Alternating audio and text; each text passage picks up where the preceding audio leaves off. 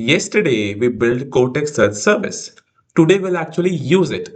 We will type some natural questions and Snowflake service will find the most relevant customer reviews even if the words don't match exactly. This is where the keyword search ends and semantic search begins. By end of today's challenge, you will have an understanding on how to query Cortex Search using Python API, how semantic search finds a result using with the meaning and not by the keywords. You would know how to retrieve and display the customer reviews, how to become a core building block for rank apps. Today is day 20 of 30 days of AI coding challenge. This challenge is structured in a way that you learn by doing and step by step build the AI app using Streamlit in Snowflake. Please make sure to complete all the previous day's challenges. If you want to continue watching this video, please pause it for now and just implement all the previous challenges video so that it will be easy for you to understand this today's challenge. Let's start with the demo. Here is the demo for day 20 where we'll query the Cortex Search. So for first step is to check the configuration in the query. The configuration means which Cortex Search service that we are going to use. This is by default it's showing. You can select that you would have created in the last previous day challenges. And even if you feel like this is not there, you can enter manually over here. Now, what is the exact search query that you want to check and ask questions that, hey, what exactly you are looking for? Like, so I mentioned, help me to find the gloves that we can use in winter, which gloves we can use in winter, okay? And number of result means the number of the reviews that the chunks that they need to search, okay? And show you as a result, okay? So I have mentioned 3 for now. You can mention anything, right? How many chunks you want to mention. So let's go with 3. I'll click on search and it will show the search results. It's searching. Okay, there is some error. Okay, it's fine. You can also face this error. So let me see what actually happened. So the first try is to reboot this app. Okay, you can see the status, right? So now it has it's up.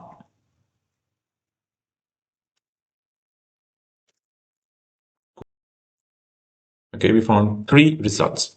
So you can see thermal gloves, it's there. Okay, and warmth is there. Okay, and it also understood the meaning of all this review. That's why this review is shown and it matches with the meaning of what we are looking for. Okay, see, adequate warmth, performed well. Okay, you see, in the winter condition, right? So that's why it's showing these 3 reviews. Okay, this is how we use the Cortex Search, and let's go deep dive into the code to understand how it works. Let's go directly to the additional steps, step by step. Okay, cool. So here we are importing, this is an important library that you need to import is from snowflake.core. We are importing this root, which is basically the Python SDK that we will use to call the Cortex search and execute it. Okay, and query it.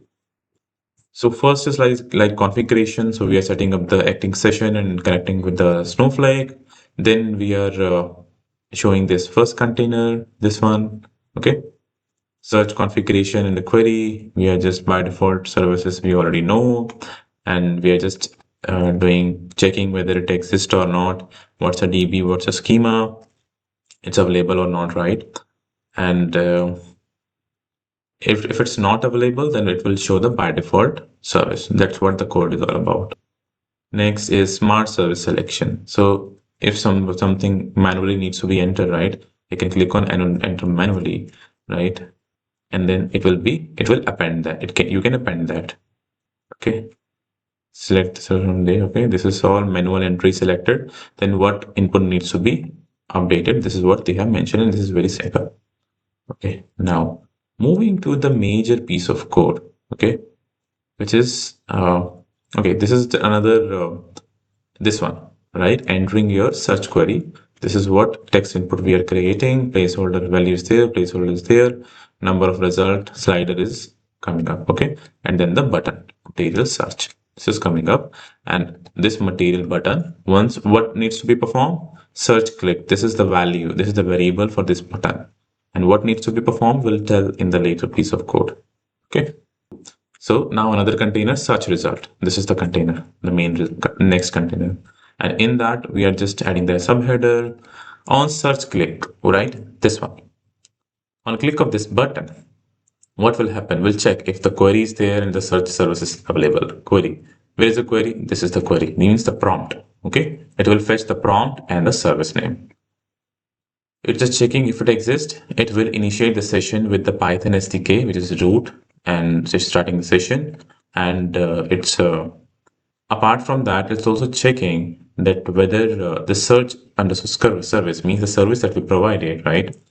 It has all three components or not. Okay, database, schema, and the service name. Good. Otherwise, not. It will give the error. Now, if it's not equal to 3, then the error else will start the main process. Okay, so SVC is a service. Okay, we are starting. This is the syntax. You can find it in the documentation as well. This is very common for calling this Cortex service. We're providing the database schema part is like the search service. Okay, part 1, part 2, 0, 1, 2, 3. Okay, we are just getting this as a service. We provided all the direct. We are just passing the address that hey, where exactly the Cortex service is, what's the DB schema and the name. And then once it's done, it initializes, and we're just starting the spinner. Okay, you would have seen the spinner came initially, and in the spinner we are just using svc.search.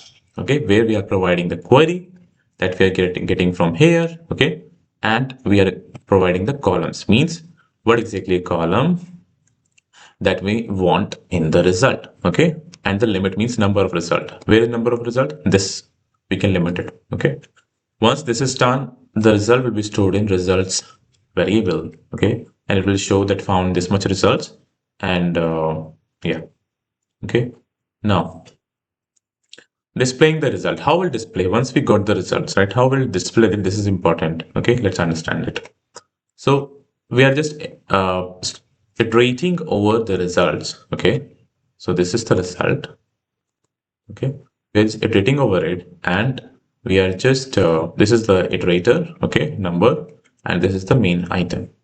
Started the created the container, and in that created 3 columns. For one column will be this will show the result.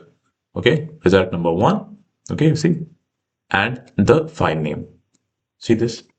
Second column will show the type, chunk type, and third will be the ID, and we'll just mention the text. Okay, after that, see 1 column, okay, 2 column, and 3 column in the text after this. Okay. So for each of the item, each of the results, we are doing this. You see, each of the result we are doing this. These 3 columns, text. 3 columns, text. Okay, this is how the code is written. Okay, now once this is done, so we are make sure we are keeping this container inside this inside this loop. It means for every result will show a container. Okay, this is good, right? This is the reference. Now error handling. We are also handling some errors. Like this is not shown while demo, but they have handled the errors through this exception. Like if something is you would have seen, right, that some results are not visible, search is not showing the result, or some error was coming. So they have handled it through this. Either they are not able to fetch the service. So what could be the issue? Make sure the search service will be exist that you have mentioned. You should fix it and create it in the day 19, right? And likewise, enter the query. Make sure you enter the query, right? All those things should be there. Now that's it. That's it. What needs to be done in day 20. Okay. So one important point that I want to highlight here is that this Cortex Search Python SDK. If you open this, okay, this is these links are not working, but I'll give this link in the video description below. So you can understand that how using Python API, we can query a Cortex search and what are its property, right? You would have seen the code as well, query columns, right? And how we can use it to start fetch the service and then query the service. Okay. So all these important information are mentioned. We can also do that using REST API as well. Okay. What we learned today? We queried the Cortex search successfully. We built the semantic search over real customer data. Now we have a RAG component working end to end. This is Sudeep Kumar. If you want to see more of my videos, make sure you like the video and subscribe the channel and do share with your friends. Try your own natural language queries and comment done once you finish today's challenge. And tomorrow is going to be very exciting where we will combine the Cortex search service with the LLM to answer the questions using RAG. Thanks for watching. Take care. Bye-bye.